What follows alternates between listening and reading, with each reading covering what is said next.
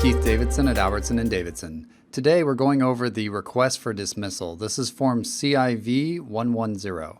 This is the form that you're going to use to dismiss your lawsuit once you're done with the lawsuit. Once everything is over and either you have a judgment or you reached a settlement, at some point your case must be dismissed, and this is the form that you're going to use. We're going to start off by going to the Judicial Council website, just like we always do. And under Forms and Rules, we'll browse all the forms. And today we're using the civil forms. And anytime you see a form that starts with CIV, you know that you need the civil forms. So we'll go down to CIV-110, Requests for Dismissal. Now, the California request for dismissal would be filled out by you if you're an attorney, or even if you're an attorney, if you're a party without an attorney, you would just fill out and put your name at the top, just like we do with all of our Judicial Council forms. Since I am an attorney, I'm going to put my state bar number, and I'm going to put the name of my firm.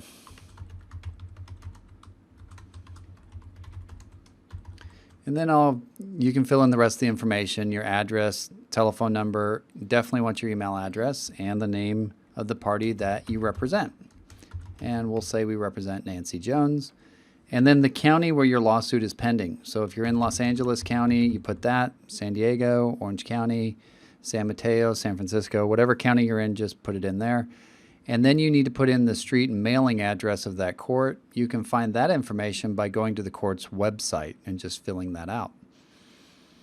Now, if you watched our video on notice of settlement, you'll know that this line of plaintiff/petitioner is the same as in the notice of settlement.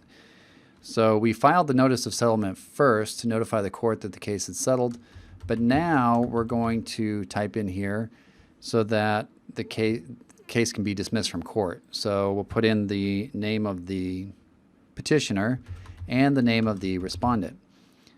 And then we're going to want to make sure that we fill in the case number so that the form can be filed in the proper case number, obviously.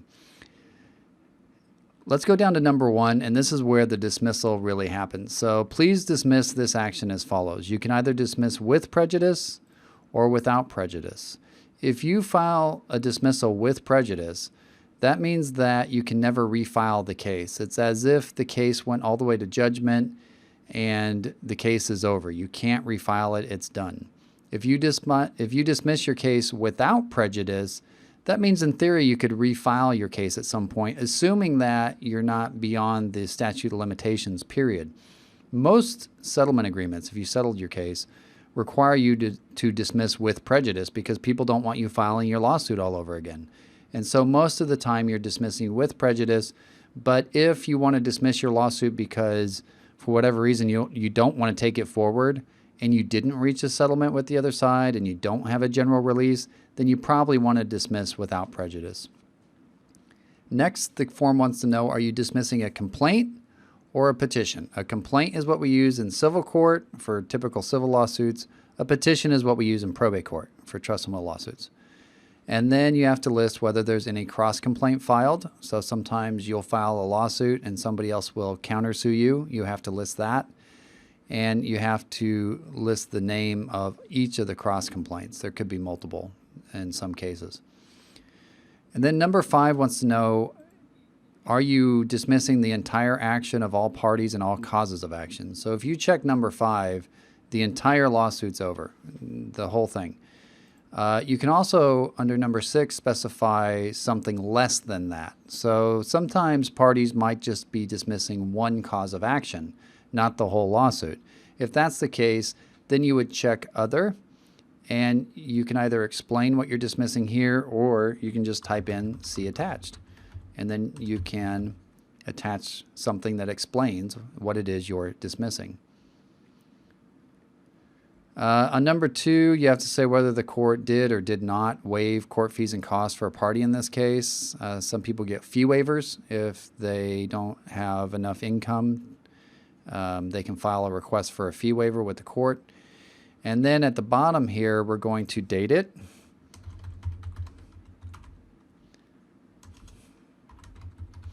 And then we're going to put the name of the attorney or the party without an attorney. So if you don't have an attorney, just put your own name. In this case, I'll put my name, attorney, and I'll sign it. And then you have to say who you're the attorney for. We're the attorney for the plaintiff or petitioner. Now you'll see down here to the clerk, this says consent to the above dismissal is hereby given. So if you have another party who has filed a cross complaint or a counter lawsuit, they also have to file this dismissal. And so you'll put their information down here, date, the name of that attorney's name, and then they will also sign it, and they will probably be the attorney for the defendant or respondent.